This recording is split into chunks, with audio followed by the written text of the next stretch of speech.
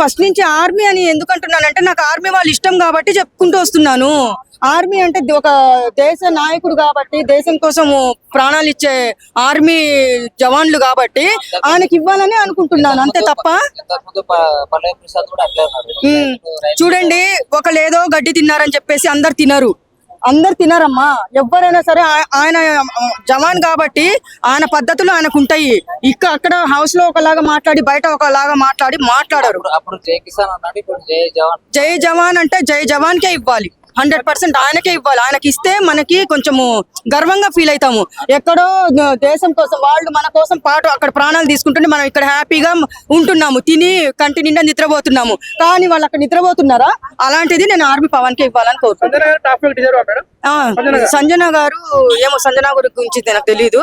వీళ్ళిద్దరు వీళ్ళ ముగ్గురు గురించి అయితే నేను చెప్తాను అంతే. వెళ్ళిపోతారు అనుకుంటున్నా సూట్ కేసు తీసుకొని. అంటే ఇమాన్యుయల్ గారు స్టార్టింగ్ లో వచ్చినప్పుడు మోస్ట్లీ ఇతనే విన్నారు, పెద్దగా ఆడేవాళ్ళు ఎవరు లేరు అని అన్నారు. ఫైనల్ గా అంత లేదు అతనికి. వీక్ మారిపోతా ఉంటుంది కదా, సో కళ్యాణ్ గెలవచ్చు అనుకుంటున్నాను.